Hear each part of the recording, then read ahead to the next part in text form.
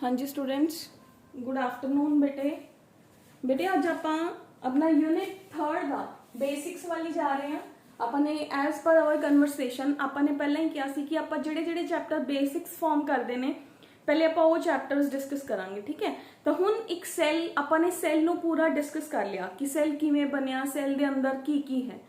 हुण आपां एक सैल नूं डिवाइड कराना है ते ओदी डिवीजन क्यों हो रही है बॉडी के अंदर, ओदे फंक्शंस की ने, डिवीजन क्यों हुंदी है बॉडी के अंदर, एक सैल अपने लाइफ टाइम के दौरान की चीज़ां करता है, वो चैप्टर डिस्कस करांगे। तो आप सेम यूनिट च रवांगे। तो नोट्स ऑलरेडी मिल चुके ने। We have is unit 3 chapter 11। We have is unit 3 chapter 11. The name of the chapter is cell cycle and cell division. Again बेटे चैप्टर है जेड़ा ओदे बेसिक्स करांगे पहले। आज आप चैप्टर दे कोर च नहीं जाना, सिर्फ कुछ बेसिक टर्म्स ने जो आपां नूं चैप्टर च यूज होणगियां, आपां ओही टर्म्स डिस्कस करांगे अज। तो अपने को पहला तो दो टर्म्स ने, एक तो टर्म है सेल साइकिल, दूसरी टर्म है सेल डिवीजन। क्योंकि हुण आपां नूं इह तां पता चल गया लास्ट चैप्टर के अंदर कि सेल की हुंदा है। ठीक है, बेसिक यूनिट ऑफ लाइफ है। क्लियर? हुण एक सेल आपां नूं जनरली पता है कि कोई भी सेल है जिहड़ा ओदा डिवाइड होना जरूरी है ना। आपां एक एग्जांपल लैंदे आ, एक एग ते एक स्पर्म मीट कीते जाइगोट बन गया, जिन्हों आपां कहंदे आ सिंगल सेल्ड स्ट्रक्चर है, दैट इज जाइगोट। ठीक है, फिर देखो आपां लोअर क्लासेस च तुसी 10th क्लास च पढ़िया कि जिहड़ा ये जाइगोट है ये एम्ब्रियो च कन्वर्ट हुंदा है। यस, एम्ब्रियो की है, ये एक सेल सीगा। एम्ब्रियो की है, सेल्स दा ही एक मास है, एक सेल दे अंदर कई सेल्स प्रेजेंट ने, ये एम्ब्रियो है। मतलब किते ना किते ये सेल डिवाइड होया होगा ना, डिवाइड होया ताई अगली स्ट्रक्चर बनी। यस, ता एम्ब्रियो तो बाद फीटस बनता है। फीटस की है, मदर की बॉडी के अंदर जिहड़ा बच्चा पल रहा हुंदा है ओनू आपां फीटस कहंदे आ। ठीक है, फीटस किवें बनिया, आही सेल्स फर्दर डिवाइड करते गए ते मदर की बॉडी के अंदर बेबी है जिहड़ा वो बन गया। ठीक है, फीटस बन गया। सपोज अगर ये सेल्स डिवाइड ही ना होन तो की जाइगोट तो नेक्स्ट स्ट्रक्चर बन सकती सी? नहीं बनती ना। तो सेल्स दा डिवाइड होना क्यों जरूरी है बेटा? क्योंकि बॉडी के अंदर जिहड़ी ग्रोथ है, एक बच्चा बड़ा किवें होगा, अगर सेल्स डिवाइड ही नहीं करेंगे तो बॉडी के अंदर अगर किते चोट लग गई तो रिपेयर किवें होगी? ठीक है, अंदर या बाहर। तो बॉडी के अंदर जिहड़े बेसिक फिनोमिनन्स ने वो सेल्स दियां डिवीजन्स नाल ही पॉसिबल ने। ठीक है, ये तो गल हुई डिवीजन दी कि सेल दा डिवाइड होना जरूरी है, क्योंकि बॉडी की ग्रोथ है जिहड़ी वो सेल दे डिवाइड होए बिना नहीं होगी। एक छोटा बच्चा जो पैदा होया वो एक पूरे अडल्ट दे अंदर कन्वर्ट हो गया। देखो जो एक बच्चा पैदा होया ओदे कोल एक छोटी जी किडनी है, छोटा जा हार्ट है, छोटे छोटे ओदे ऑर्गन्स ने, हैंड्स है, आईज है, all the parts of the body are smaller. हुण वो बच्चा जिवें जिवें ग्रो करदा ओदी बॉडी दे सारे पार्ट्स ने जिहड़े वो बड़े होने स्टार्ट हो जाते। ठीक है, वो ज़्यादा खाना शुरू कर दिंदा है। जिवें ओदा इनिशियली एक बच्चा है जिहड़ा वो स्मॉल, ओदा स्टमक स्मॉल है, तो देखो बिल्कुल स्मॉल बेबी 1 दिन का 2 दिन का वो बिल्कुल 2-4 ड्रॉप्स मिल्क दियां पींदा है। ठीक है, फिर उस तो बाद वो 10 ml पीना शुरू करता है, फिर वो 20 ml। मतलब जिवें जिवें ओदी बॉडी के अंदर सेल्स डिवाइड होई जा रहे ने, ओदा बॉडी का साइज इनक्रीज होई जा रहा है, ओदी बॉडी के अंदर जाने वाले सबसटेंसेस का अमाउंट भी इनक्रीज होई जा रहा है। दैट इज द बॉडी की ग्रोथ लई आपां नूं की जरूरी है? सेल्स का डिवाइड होना जरूरी है। That is the division. And division की दा पार्ट है, सेल साइकिल का ही पार्ट है। What is cycle of the cell? Cell cycle हुंदे बेटे जिवें आपां अपनी लाइफ टाइम के दौरान अपनी बॉडी आपां अपने आप नूं डिवाइड कर लेना ना कि हुण मेरे च बचपन है, हुण ये जवान हो गया, हुण इहदे च बुढ़ापा आ गया। ठीक है, हुण ये पर्सन है जिहड़ा डेथ दे नियर है, सेनेसेंट फेज दे नियर है। सिमिलरली एक सेल दी बॉडी दे अंदर भी डिफरेंट फेजेस हुंदे ने। सैल अपनी मैटाबॉलिक प्रोसैसेस नूं पूरा करदा होया जदों एक सेल, मान लो एक सेल है, ये सेल डिवाइड होया, इन्हें 2 सेल्स बनाते। ठीक है, this one and this one. आ या आ मैं कोई भी सेल लेना, आ मेरे को एक नवा बनया होया सेल है ना मैं इन्हू नीचे ले लिया, ठीक है। आ एक न्यूली बॉर्न सेल है, this is the newly born cell, ठीक है। डिवीजन तो बाद बॉडी के अंदर एक नवा सेल आया, ये सेल की करूगा, ये सेल हुन सेल साइकिल करूगा, it will undergo the cell cycle, मतलब ये सेल अपनी प्रोसेसेस करूगा बॉडी के अंदर जिहदे लई ये बॉडी के अंदर बनिया सी, ठीक है। इन्हें अपनी प्रोसेसेस कीतियां, हुन उस तो बाद प्रोसेसेस करन तो बाद ये सेल जिहड़ा है हुन ओह अपनी डेथ वाल जा रहा है, ठीक है। That cell is moving toward the death, तो जदों डेथ वाल जान लगे तो वो की करूगा, वो डिवाइड होना चाहूगा, वो कहूगा कि मेरे फर्दर जिहड़े बेबीज ने वो आ जान, ठीक है। तो इस सेल साइकिल के दौरान ही सेल अपनी प्रोसेसेस नू कंप्लीट करदा होया अपनी बॉडी के अंदर जो ऑर्गेनेल्स ने, जो इहदा डीएनए है, इनू भी मल्टीप्लाई कर लैंदा है। मल्टीप्लाई मतलब डबल कर लेना, ते यह दो सेल्स के अंदर डिवाइड हो जाता है। हुण ये सेल्स फिर न्यूली बॉर्न आ गए, ये सेल्स फिर सेल साइकिल करनगे ते डिवाइड होणगे, फिर न्यूली बॉर्न सेल्स आ जाएंगे, वो डिवाइड होणगे, अपना साइकिल कंप्लीट करनगे ते डिवाइड होणगे। इस तरीके दे नाल बॉडी दे अंदर ये प्रोसेसेस ने जिहड़ियां वो चलदियां ही रहिंदियां ने, ठीक है। हजे आपां सेल साइकिल दा कुछ भी नहीं डिस्कस किया, हजे मैं तुहानूं सिर्फ इन्ना दस्सिया है कि सेल साइकिल हुंदा की है, ठीक है जी। तो सेल साइकिल नूं आपां डिटेल च करांगे कि सेल साइकिल दे किन्ने पार्ट्स ने, ठीक है। तो सेल साइकिल दे फर्दर जिहड़े ओहदे टाइप्स ने वो आपां जिहड़े ओनू आपां डिवाइड करांगे ना फेजेस दे अंदर, वो फेजेस आपां डिटेल च डिस्कस करांगे। हजे आपां नूं ये पता होना चाहिए कि डिवीजन की है ते साइकिल की है, क्लियर। हुण आपां चलदे हां बेटे, जिहड़ी डिवीजन है ना ये बॉडी दे अंदर दो तरह की है, बट डिवीजन नूं समझण तो पहले, क्योंकि डिवीजन दो तरह की क्यों है, क्योंकि बॉडी के अंदर जिहड़े सेल्स ने ना उन्हां नूं डिवीजन के आधार ते दो टाइप्स के अंदर डिवाइड किया जाता है, ठीक है। हुण आपां पहलां तो सेल्स देखदे हां बॉडी के अंदर। बॉडी के अंदर मैं कहा कि दो तरह के सेल्स ने, one are the somatic cells, याद रखना है, जे सोमैटिक याद रखोगे ताई डिवीजन याद हो जाएगी, ठीक है। One are the somatic cells and the other type is germinal cell, germ cells, ठीक है। हुण सुनो सोमैटिक सेल्स कहते ने मेरी बॉडी दे सारे cells, eyes, kidneys, nose, stomach, liver, जिन्ने भी पार्ट्स ने, एक्सेप्ट, सुनना है ध्यान नाल, एक्सेप्ट द रिप्रोडक्टिव सेल्स, ठीक है, जो कि जर्म सेल्स जिन्हों आप क्या रिप्रोडक्टिव सेल्स या जर्म सेल्स। जर्म सेल्स किथे ने, मेल की बॉडी के अंदर, in the body of the male ए टेस्टिस के अंदर प्रेजेंट है, in the body of female ए ओवरी के अंदर प्रेजेंट है। फिलहाल +1 ਲਈ ਆਪਾਂ ਇੰਨਾ ਹੀ याद करांगे कि जर्म सेल्स मेल च टेस्टिस च हुंदे ने, फीमेल च ओवरी च प्रेजेंट हुंदे ने। बाकी डिटेल च आप +2 च करांगे कि ओवरी दे अंदर ये सेल्स किथे लोकेटेड ने ते टेस्टिस दे अंदर ये सेल्स किथे प्रेजेंट ने, ठीक है।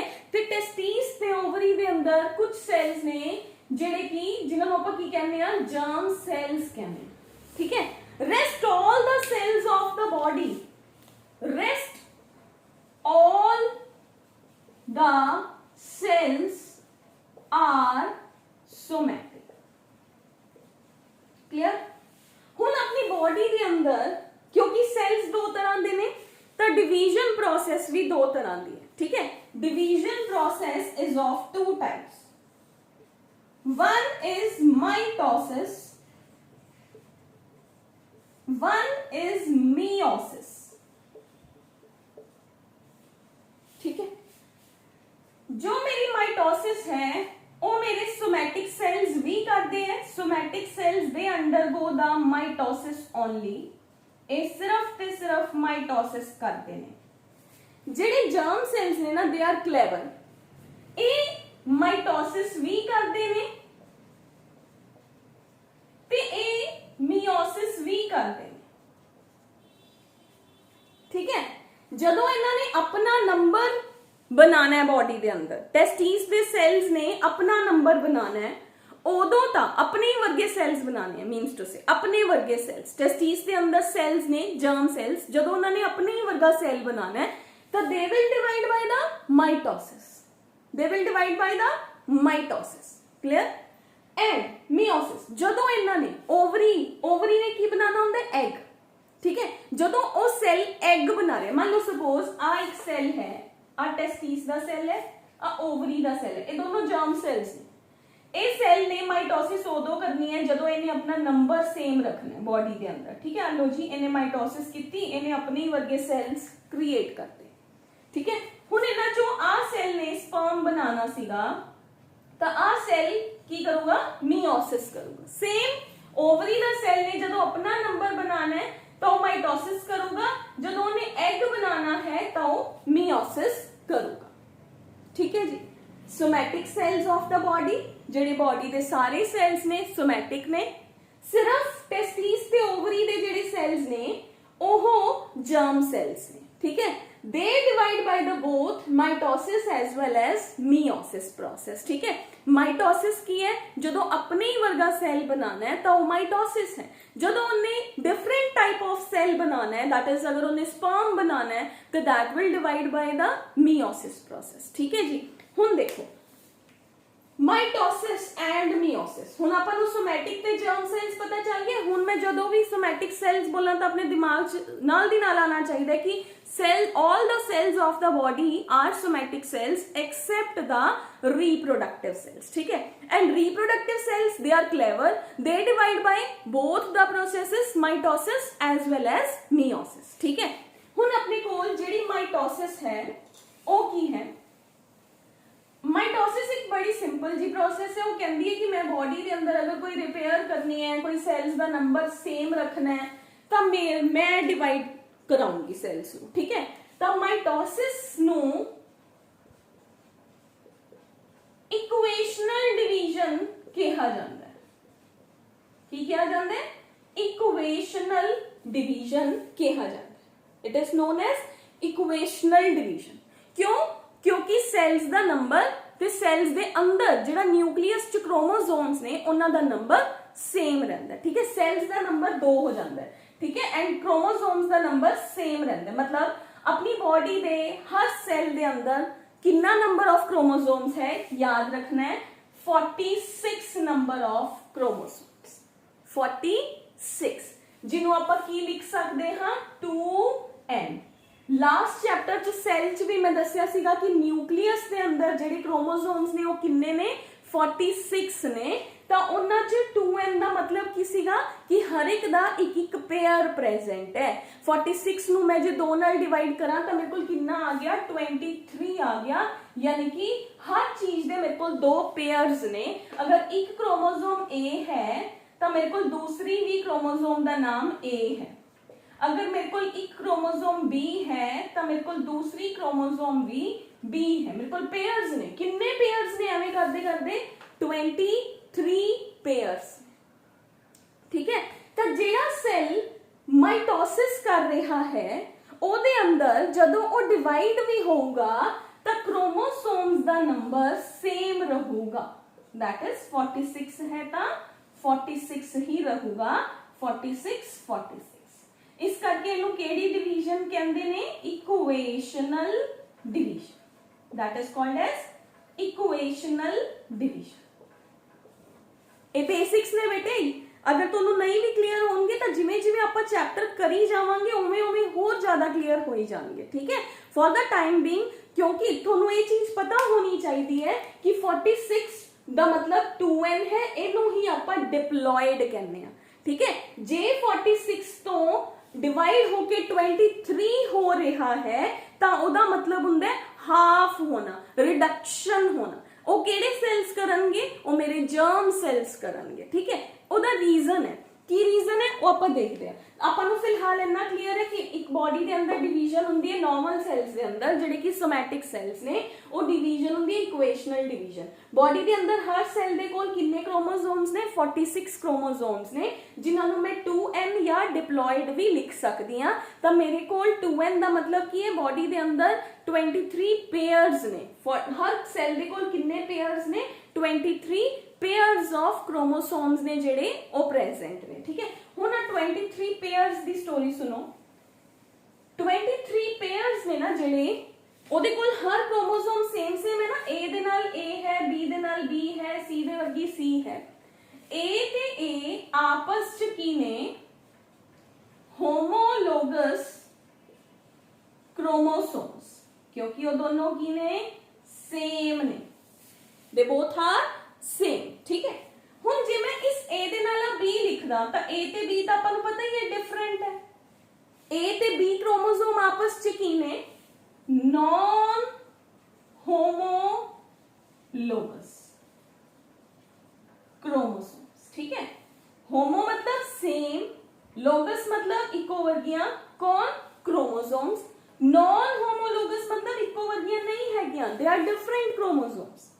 ठीक है, homologous and non homologous chromosomes. हुण सुनो, जिहड़ी एक क्रोमोसोम हुंदी है ਉਹ बॉडी ਦੇ ਅੰਦਰ ਇੱਕ ਨਾਰਮਲ ਸਿਚੁਏਸ਼ਨ ਦੇ ਅੰਦਰ, ਮੰਨ ਲਓ ਆ ਸੈੱਲ ਹੈ, ਇਹਦਾ ਨਿਊਕਲੀਅਸ ਹੈ, ਇਹ ਨਾਰਮਲ ਸਿਚੁਏਸ਼ਨ 'ਚ ਡਿਵਾਈਡ ਨਹੀਂ ਕਰ ਰਿਹਾ, ਤਾਂ ਇਹ ਕ੍ਰੋਮੋਸੋਮਸ ਦੇ ਪੇਅਰਸ ਇਸ ਤਰ੍ਹਾਂ ਥ੍ਰੈਡਸ ਦੀ ਤਰ੍ਹਾਂ ਪਏ ਹੁੰਦੇ। ਮੈਂ ਬਾਹਰ ਬਣਾ ਦਿੰਦੀ ਆ ਇਸ ਤਰੀਕੇ ਦੇ ਨਾਲ ਥ੍ਰੈਡ, ਜਿਵੇਂ ਊਨ ਦੇ ਜਿਹੜਾ ਆਪਣੀ ਵੂਲ ਹੁੰਦੀ ਹੈ ਨਾ, ਉਹਦੇ ਥ੍ਰੈਡਸ ਆਪਸ 'ਚ ਉਲਝੇ ਪਏ ਹੁੰਦੇ, ਤਾਂ ਇਹ ਉਲਝੇ ਪਏ ਹੁੰਦੇ ਨੇ। ਦੇ ਆਰ ਜਸਟ ਲਾਈਕ ਇੱਕ ਦੂਜੇ ਦੇ ਅੰਦਰ ਇੰਟਰਵੋਵਨ ਥ੍ਰੈਡਸ ਦੀ ਫਾਰਮ 'ਚ ਪ੍ਰੈਜ਼ੈਂਟ ਹੈ। पर जो एक सैल डिवीजन की प्रोसेस च आ जाता है, तो ये थ्रेड्स ने ना जेडे एक कंडेंस होने शुरू हो जाते, कंडेंस हो जाते, एक कंडेंस होके इस तरीके दी एक फ्लावर लाइक स्ट्रक्चर बना देंगे। They will form the flower like structure. ये आप लास्ट चैप्टर च भी किया हुआ है। इस फ्लावर नूं आपां कहंदे हां क्रोमैटिड। ठीक है, इहदे सेंटर च की है, जिथों दी ये दोनों पार्ट्स जुड़े हुए ने, दैट इज सेंट्रोमियर। ऊपर वाला विंग की है P, नीचे वाला विंग की है Q। एक ही है कली क्रोमैटिड। ठीक है जी, हुण देखो जदों एक सैल डिवीजन दे अंदर हुंदा है, तां ये क्रोमैटिड्स ने जेडे, क्योंकि ओदा जेनेटिक मटीरियल, ओदा DNA डबल हो जाता है, तां इहदे दो विंग्स बन जाते हैं। ठीक है, और जब एक सेल डिवाइड करूगा, उन्हें अपनी क्रोमोसोम को तोड़ना है, तो जे तोड़ना है तो फिर उन्हें डबल भी तो होना पऊगा ना। कोई भी समान है, मान लो मेरे को मार्कर है, मैंने मान लो एक सेल के अंदर न्यूक्लियस है, मैं इन्हू तोड़ना सी, मैं एक टाइम तो चलो तोड़ता, अद्धा अद्धा हो गया, फिर अगले सेल को तो हाफ हाफ गया ना। मान लो पेरेंट को पूरा सीगा, नैक्सट सैल्स को तो हाफ हाफ गया, फिर तो उन्होंने जेनेटिक मटीरियल इको वर्गा रहूगा ही नहीं। तो मैनू इस ए सैल की करता है, डिवाइड होने तो पहले अपने ही वर्गा एक होर स्ट्रक्चर अपने नाल बना लेंदा है। ठीक है, तो ए इस तरीके दे नाल डिवाइड हो जाता है। ठीक है, इस तरीके दे नाल, तो इन्हें अपने ही वर्गा एक होर स्ट्रक्चर बनाया ना, ये अपना एक होर पंख बना लेंदा है अपने ही वर्गा। ठीक है, इनू मैं होर क्लैरिटी नाल अगर बनावां, तो इस सैल ने डिवाइड होने लगे, अपने क्रोमैटिड नू, अपनी क्रोमोसोम नू डबल कर लिया। हुण इहदे कोल आ सेंट्रोमियर है, दो सेंट्रोमियर्स, आ इहदे P आर्म हो गया, इहदा Q आर्म हो गया, ये पूरा क्रोमोसोम हो गया। आपां क्रोमोसोम नू बना एवें लैंदे आ, बट एक्चुअली एक सैल दे अंदर क्रोमोसोम थ्रेड दी तरह हुंदा। ठीक है, हुण ए क्रोमोसोम सेंटर चों जुड़ी हुई हुंदी है, दैट इज सेंट्रोमियर। ठीक है, सेंट्रोमियर दे सराउंडिंग एक डार्क स्ट्रक्चर प्रेजेंट हुंदी है, डार्क स्ट्रक्चर जिन्हों कहते काइनेटोकोर। काइनेटोकोर, ओ काइनेटोकोर की है। लास्ट चैप्टर च आपां ने ये किया सीगा कि जदों भी किसी सैल ने डिवाइड होना तो उत्थे स्पिंडल फाइबर्स बननगियां ना, स्पिंडल फाइबर्स बननगियां। आपां ने किया सीगा माइक्रोट्यूब्यूल्स ने जिहड़ियां उन्हां स्पिंडल फाइबर्स दी फॉर्मेशन दे अंदर हेल्प करदियां ने। ठीक है, ताई मैं चैप्टर नाल ही एक करा रही हूं, क्योंकि अपना पिछले नाल लिंक बनया रहे। ठीक है, हुण ओ जिहड़ियां स्पिंडल फाइबर्स बननगियां ना बेटे, ओ इस काइनेटोकोर दे नाल अटैच होणगियां। They will attach with the kinetochore, not with the centromere. ठीक है, ओके, तो ये अपना हो गया सेंट्रोमियर दे नाल ए स्पिंडल फाइबर्स अटैच। हुण जिहड़ा आ मेरा एक पंख सीगा क्रोमैटिड, हुण आ इहदे वर्गा ही है ना, सेम टू सेम है ना, ਤਾਂ ਇਹਦਾ ਕੀ ਹੋ ਗਿਆ ਸਿਸਟਰ ਕ੍ਰੋਮੈਟਿਡ। ਇਹ ਦੋਨੋਂ ਆਪਸ ਚ ਕੀ ਨੇ, ਇਹ ਦੋਨੋਂ ਆਪਸ ਚ ਕੀ ਨੇ, ਇਹ ਦੋਹੇ ਨੇ sister chromatid, sister chromatid. Clear? ਜਿਹੜੇ सिस्टर क्रोमैटिड्स ने, सिस्टर क्रोमैटिड्स ਇਹ ਆਪਸ ਚ ਨੇ, बट मान लो मेरे को आ ए दा ए क्रोमोसोम एक है, आ ए दूसरी है, ਇਹ ਹੈਗੀਆਂ ਤਾਂ ਚਾਹੇ ਹੋਮੋਲੋਗਸ ਨੇ, ਸੇਮ ਨੇ, ਪਰ ਇਹ ਦੋਨੋਂ ਦੇ क्रोमैटिड्स ਆਪਸ ਚ ਇਹਦੇ ਨਾਲ मतलब ए ते ए दा सिस्टर्स ने, बट ए ते ए आपस च की ने नॉन सिस्टर क्रोमैटिड्स। ए की ने नॉन सिस्टर क्रोमैटिड्स। हुण आपां नूं की याद रहना चाहिए, एक तां आपां नूं याद रहना चाहिए उरे कि सोमैटिक सैल की हुंदे ने ते जर्म सैल्स की हुंदे ने। ठीक है, एक आपां नूं ये पता होना चाहिए कि ਜਿਹੜਾ बॉडी ਦੇ अंदर क्रोमोसोम्स ਦਾ नंबर है ਜਿਹੜਾ ਉਹ ਕਿੰਨਾ ਹੈ हर ਸੈੱਲ ਦੇ ਅੰਦਰ 46 है, ਜਿਹਨੂੰ ਮੈਂ ਕੀ ਰਿਪਰੈਜ਼ੈਂਟ ਕਰ ਸਕਦੀ ਹਾਂ 2n ਦੇ ਨਾਲ ਰਿਪਰੈਜ਼ੈਂਟ ਕਰ ਸਕਦੀ ਹਾਂ, ਜਿਹਨੂੰ ਆਪਾਂ ਹੋਰ ਕੀ ਲਿਖ ਸਕਦੇ ਹਾਂ डिप्लॉयड लिख सकते हैं, we can write it as diploid. ठीक है, फिर ਜਦੋਂ ਉਹ ਹਾਫ ਹੋ ਗਿਆ ਤਾਂ ਮੈਂ ਉਹਨੂੰ ਕੀ ਲਿਖੂੰਗੀ ਹੈਪਲੋਇਡ। ਜਦੋਂ 46 ਤੋਂ 43 23 ਹੋ ਜਾਂਦਾ ਹੈ, ਸੌਰੀ 23 not 43 that is 23, ਤਾਂ ਉਹਨੂੰ ਆਪਾਂ ਕੀ ਕਹਿੰਦੇ ਆ हैप्लोइड। ठीक है, हैप्लोइड डिप्लॉयड, दो टर्म्स थोड़े दिमाग च पूरियां होनी चाहिए ने। एक टर्म होनी चाहिए है कि बॉडी के अंदर दो तरह के सैल्स ने, सोमैटिक एंड जर्म सैल्स। दूसरी टर्म होनी चाहिए कि बॉडी के अंदर दो तरह दी डिवीजन्स हुंदियां ने, माइटोसिस एंड मियोसिस। जिहड़ी माइटोसिस है वो तो सारे सैल्स ही करते हैं, ठीक है, लेकिन जिहड़ी मियोसिस है वो सिर्फ ते सिर्फ जर्म सैल्स करते हैं। क्लियर? सारे सैल्स जदों डिवाइड हुंदे ने तां 46 दा नंबर सैल दे डिवाइड होने तो बाद भी 46 ही रहिंदा है, लेकिन जदों मेरे जर्म सैल्स डिवाइड होणगे तां 46 वाला जिहड़ा नंबर है वो 23 हो जाता, दैट विल बी 23 ओनली। तां वो की हो गया हैप्लॉइड हो गया। हैप्लॉइड, डिप्लॉयड मतलब पूरा 46, हैप्लॉइड मतलब 23 हो जाना, डिवाइड हो जाना, नंबर अद्धा हो जाना। ਜਦੋਂ 46 ਦਾ ਨੰਬਰ 46 ਰਹਿੰਦਾ ਤਾਂ ਉਹਨੂੰ ਕਹਿੰਦੇ ਨੇ ਇਕੁਏਸ਼ਨਲ ਡਿਵੀਜ਼ਨ। ਜਦੋਂ ਉਹ ਨੰਬਰ ਹਾਫ ਹੋ ਜਾਂਦਾ ਤਾਂ ਉਹਨੂੰ ਕਹਿੰਦੇ ਨੇ ਰਿਡਕਸ਼ਨਲ ਡਿਵੀਜ਼ਨ। ਠੀਕ ਹੈ, ਜਿਹੜੇ 46 ਕ੍ਰੋਮੋਸੋਮਸ ਨੇ ਉਹ ਬਾਡੀ ਦੇ ਅੰਦਰ ਪੇਅਰਸ ਦੀ ਫਾਰਮ 'ਚ ਰਹਿੰਦੇ ਨੇ, 2-2 ਦੀ ਫਾਰਮ 'ਚ ਰਹਿੰਦੇ ਨੇ, ਤਾਂ ਉਹਨਾਂ ਪੇਅਰਸ ਨੂੰ ਆਪਾਂ ਕਹਿੰਦੇ ਆ ਹੋਮੋਲੋਗਸ ਕ੍ਰੋਮੋਸੋਮਸ। ਪੇਅਰਸ A ਤੇ A ਆਪਸ 'ਚ ਹੋਮੋਲੋਗਸ ਹੈ, A ਤੇ B ਆਪਸ 'ਚ ਕੀ ਹੈ नॉन होमोलोगस है। हुण मैं कल्ले ए नूं देखिया, मैं ए नूं देखिया तो मैं देखिया उहदे उत्ते भी पंख ने, नीचे भी पंख ने, विचाले वो एक बिंदी नाल जुड़े हुए ने, डॉट। उस डॉट नूं मैं क्या सेंट्रोमियर, ऊपर वाले पंख नूं क्या पी आर्म क्या, नीचे वाले नूं क्या क्यू आर्म। ठीक है, हुण ओ दो सी, एक पी नीचे क्यू। ठीक है, एक पी ते एक क्यू की ने क्रोमैटिड ने, दोहे पी ते दोहे क्यू आपस च की ने सिस्टर क्रोमैटिड्स ने, सिस्टर क्रोमैटिड्स। हुण मैं ए नूं ए दे सामने रखता तां ए दे क्रोमैटिड्स ते बी दे क्रोमैटिड्स आपस च की ने नॉन सिस्टर्स क्रोमैटिड्स ने, they are non sister chromatids. Clear है बेटा जी? तो आपको माइटोसिस क्लियर होगी कि माइटोसिस के अंदर इक्वेशनल डिवीजन है, क्रोमोसोम्स का नंबर जिन्ना सीगा उन्ना ही रहता है, इस करके इनू इक्वेशनल डिवीजन भी कहा जाता है, जो कि बॉडी के सोमैटिक सैल्स के अंदर होती है। ठीक है, हुण आ जाओ मियोसिस। मियोसिस किहदे अंदर हुई? जर्म सैल्स के अंदर हुई। मियोसिस के अंदर क्रोमोसोम्स का नंबर हाफ हो जाता है। मियोसिस, ध्यान नाल सुनिए, meiosis same number of chromosomes है इनिशियली सैल्स दे कोल 46, जिन्हों आपां 2n भी लिख सकते हैं, जिन्हों आपां डिप्लॉयड भी लिख सकते हैं, डिप्लॉयड। ठीक है, हुण आ जाओ जदों मियोसिस होनी है तां ये 46 नंबर क्रोमोसोम्स है जिहड़ा ये हाफ होके 23 ते 23 हो जाता है। ठीक है 23 हो जाएंगे।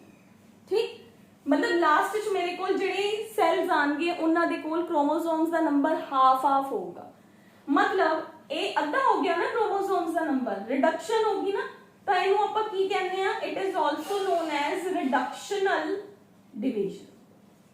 केड़ी डिवीजन है? Reductional division. इहदे च रिडक्शन हुंदी क्यों है?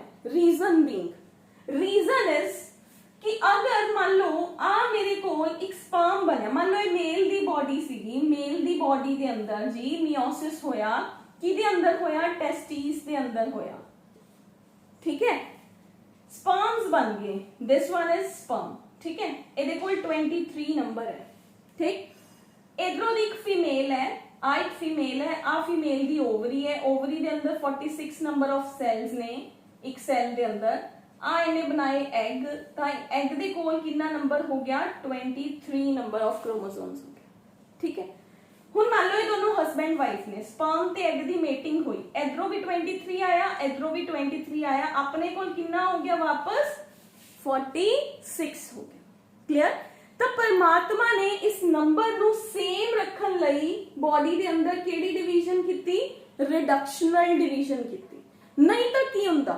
मान लो पेरेंट्स ने, इन्हां दे कोल 46 नंबर ऑफ क्रोमोसोम्स ने, ठीक है, 46 जे मान लो रिडक्शन ना होए ता की होगा? आ 46 मेल दी बॉडी है, ये डिवाइड होया 46 वाले स्पर्म्स ही बन गए। आ एक फीमेल है, इन्हें भी 46 वाले एग्स बनाते। हुण एग दे नाल स्पर्म मिलिया तो बच्चे दे अंदर देखो कितना नंबर ऑफ क्रोमोसोम्स आ गया, अगली जनरेशन च 92 आ गया, 92। मत वैसे तो पॉसिबल ही नहीं हैगा, ह्यूमन दे अंदर तो अगर 46 तो 47 भी हो जाए ना किसी बच्चे दे अंदर, या 46 तो 45 भी हो जाए, तो ਉਹਨੂੰ ਆਪਾਂ +2 ਚ ਪੜਾਂਗੇ, ਉਹਨੂੰ ਤਾਂ ਜੀ ਮੈਂਟਲ ਡਿਸਆਰਡਰਸ ਹੋ ਸਕਦੇ ਨੇ, ਉਹ ਬੱਚਾ ਸਹੀ ਨਹੀਂ ਹੁੰਦਾ, ਫਿਜ਼ੀਕਲੀ ਮੈਂਟਲੀ ਉਹ ਬੱਚਾ ਡਿਸਟਰਬਡ ਪੈਦਾ ਹੁੰਦਾ ਹੈ, ਠੀਕ ਹੈ। ਤਾਂ ਇੱਕ ਨੰਬਰ ਹਿੱਲਣ ਨਾਲ ਹੀ ਇੰਨਾ ਕੁਝ ਹੋ ਜਾਂਦਾ ਹੈ। ਤਾਂ ਜੇਕਰ ਉਹ ਨੰਬਰ 92 ਹੋ ਜੇ ਤਾਂ ਸੋਚੋ ਆਪਣੀਆਂ ਤਾਂ ਆਈਜ਼ ਹੀ ਪਿੱਛੇ ਹੋ ਸਕਦੀਆਂ ਸੀ, ਹੋ ਸਕਦਾ ਕਿਸੇ ਦੀ ਇੱਕੋ ਹੀ ਆਈ ਹੋਈ, ਹੋ ਸਕਦਾ ਕਿਸੇ ਦੀ ਆਰਮਸ ਇੱਥੇ ਲੱਗੀਆਂ ਹੋਣ, ਕੁਝ ਵੀ, ਐਨੀਥਿੰਗ ਕੁਡ ਬੀ देयर। ਤਾਂ ਇੱਕ यूनीफॉर्मिटी नहीं ना रही कि पेरेंट्स किवें दे सी, उन्हां दे बच्चे कुछ होर तरह दे हो गए। हुण अगली जनरेशन दे अंदर ये 92 ते 92 मिलन जदों, तो अपने कोल की हो गया 184 हो गया, फिर वो होर भी डिफरेंट है, फिर तो मतलब आपां अपने एंसेस्टर्स दे नाल किते भी मैच ही नहीं होना सीगा, मतलब everybody will be different from each other, ठीक है। तो नेचर ने एक सिमिलैरिटी क्रिएट करन लई कि जिवें अपने एंसेस्टर्स सीगे उवें ही आपां होइए, या जिवें आपां हां उवें ही अपनियां नेक्स्ट जनरेशनस होण, आपां देख के कहिए कि हाँ अज तो इन्ने साल पहले भी ह्यूमन दियां आईज इत्थे ही लोकेटेड सीगियां, एवें दा ही स्ट्रक्चर सीगा, उवें ही अज तो बाद भी होए, अज तो पहले भी होए। तो उस सारी चीज नू मेनटेन करन लई बॉडी दे अंदर की चलदा है? मियोसिस चलदी है। क्लियर है? हाँ, अगर मियोसिस नॉर्मल नहीं है, मतलब फीमेल या मेल दी बॉडी दे अंदर कोई प्रॉब्लम चल रही है, ठीक है, then what will be there? ਤਾਂ फिर बेबी ਦੇ ਅੰਦਰ ਐਬਨੋਰਮੈਲਿਟੀ ਆ ਸਕਦੀ ਹੈ। ਯੈਸ, ਤਾਂ ਬਹੁਤ ਸਾਰੇ ਰੀਜ਼ਨਸ ਹੁੰਦੇ ਨੇ। ਫੀਮੇਲ ਟੈਂਸ਼ਨ 'ਚ ਹੈ ਜਦੋਂ ਦੀ ਬੋਡੀ ਦੇ ਅੰਦਰ ਓਵੂਲੇਸ਼ਨ ਹੋਇਆ, ਮੇਲ ਸਟ੍ਰੈਸ 'ਚ ਸੀਗਾ, ਜਾਂ ਉਹ ਕੋਈ ਡਰੱਗਸ ਲੈਂਦੇ ਸੀ ਜਿਹਦੇ ਕਰਕੇ ਉਹਨਾਂ ਦਾ ਮਿਓਸਿਸ ਪ੍ਰੋਪਰਲੀ ਨਹੀਂ ਹੋ ਪਾਇਆ, ਤਾਂ ਬੱਚੇ ਦੀ ਬੋਡੀ ਦੇ ਅੰਦਰ क्रोमोसोम्स ਦਾ ਨੰਬਰ ਡਿਸਟਰਬਡ ਹੋ ਸਕਦਾ ਹੈ। ਉਹ 46 ਤੋਂ 47, 48 ਜਾਂ 44, 45 हो सकता है, बट वो बच्चा एक नॉर्मल बेबी कंसीडर नहीं हुंदा, उन्होंने कोई ना कोई डिसऑर्डर होगा, ठीक है। उन्होंने आप कह देने आ डाउन सिंड्रोम, ठीक है, क्लाइनेफेल्टर सिंड्रोम, ये आप 12th क्लास के अंदर डिटेल च पढ़ांगे कि अगर एक क्रोमोसोम वध जांदा है या एक क्रोमोसोम घट जांदा है तो बेबी दे अंदर किहड़े-किहड़े डिसऑर्डर्स हो सकते हैं। तो लाइफ दी एक कंटिन्यूटी मेनटेन करन लई किहड़ा साइकिल चलदा है सेल्स दे अंदर? मियोसिस चलदा है। क्लियर है बेटा जी? तो अपन ये चीज क्लियर होगी कि एक बॉडी के अंदर की हो रहा है? मियोसिस। मियोसिस का फायदा की है? क्रोमोसोम्स के नंबर नू स्टेबल रखना। एक बॉडी के अंदर माइटोसिस चल रही है। माइटोसिस का फायदा की है, बॉडी के अंदर अगर माइटोसिस नहीं होगी तो बॉडी ग्रो किवें करूगी, बॉडी के अंदर रिपेयर किवें होगी, तो that is the mitosis and meiosis. Mitosis is called as the equational division, equational मतलब इक्वल नंबर रहना क्रोमोसोम्स का, and meiosis is known as the reductional, reductional मतलब हाफ हो जाना क्रोमोसोम्स का number, that is the equational and reductional division है जेड़ा, that is the meiosis and mitosis. Mitosis is equational, meiosis is reductional. हर cell दे कोल किन्ने नंबर ऑफ क्रोमोसोम्स ने, 46 क्रोमोसोम्स ने। क्रोमोसोम्स इनिशियली सेल च किवें पए हुंदे, थ्रेड लाइक पए हुंदे। जदों एक सेल डिवाइड करदे तां ओह की बन जांदे, ओह फ्लावर लाइक स्ट्रक्चर्स बन जांदे ने। क्लियर है? हुण ओह फ्लावर्स डिवाइड हुंदे ने ते सेल दे अंदर क्रोमोसोम्स दे नंबर नूं मेनटेन करदे। क्लियर है बेटा जी? तां इह अपना बेसिक है कि आपां नूं इन्ना पता होना चाहिए कि मियोसिस ते माइटोसिस किहड़े सेल्स च हुंदियां ने, सोमैटिक सेल्स किहड़े हुंदे ने, एंड रीप्रोडक्टिव सेल्स किहड़े हुंदे ने। ਉਹ सेल्स ਜਿਹੜੇ बॉडी ਦੇ हर पार्ट ਦੇ अंदर ने ਉਹ अपने सोमैटिक सेल्स ने। ਉਹ सेल्स ਜਿਹੜੇ ਮੇਰੇ सिर्फ ਤੇ सिर्फ रीप्रोडक्टिव पार्ट्स ਦੇ ਕੋਲ प्रेजेंट ने ਉਹਨਾਂ ਨੂੰ मैं जर्म सेल्स या रीप्रोडक्टिव सेल्स कहनी ਆ। ठीक है? ਹੁਣ ਆਪਾਂ ਨੂੰ ਇਹ क्लियर हो गया कि क्रोमेटिड्स की ने, सिस्टर क्रोमेटिड्स की ने, होमोलोगस क्रोमोसोम्स की ने, नॉन होमोलोगस क्रोमोसोम्स की ने। ठीक है जी? तो ये अपना बेसिक्स वाला पॉइंट हो गया कि माइटोसिस की है, मियोसिस की है, हैप्लॉइड की है, डिप्लॉइड की है। ठीक है? Mitosis, meiosis, haploid, diploid. ठीक है? जनरल टर्म्स ने ना जेड़ियां ए दीज आर जनरल टर्म्स। ठीक है? तो जनरल टर्म्स के अंदर आ गया फर्स्ट, अपने को फर्स्ट टर्म ही सीगी what do you mean by cell division. ठीक है? ये थोड़ा होमवर्क हो गया कि तुमने अपने आप लिखना है what is cell division. Cell cycle हजे चाहे ना लिखियो। उस तो बाद अगली डेफिनेशन आ गई व्हाट इज माइटोसिस। ठीक है? अगली डेफिनेशन है व्हाट इज मियोसिस। तुसी अपने ये मैं तां लिख रही हूं ताकि थोनू लास्ट विच पता चले कि हाँ ये टर्म सानू क्लियर ने ना। हुण मैं इत्थे एक टर्म लिख रही हूं डिप्लॉइड। डिप्लॉइड मतलब वो सेल जिदे अंदर क्रोमोसोम्स दा नंबर कितना है, 2n है, यानी कि दैट इज डिप्लॉइड। तो 2n इज इक्वल टू 46। ठीक है? हुण अपने को हो गया हैप्लॉइड। हैप्लॉइड का मतलब की हो गया जदों ही क्रोमोसोम्स का नंबर 2n तो डिवाइड होके कितना रह गया, हाफ रह गया।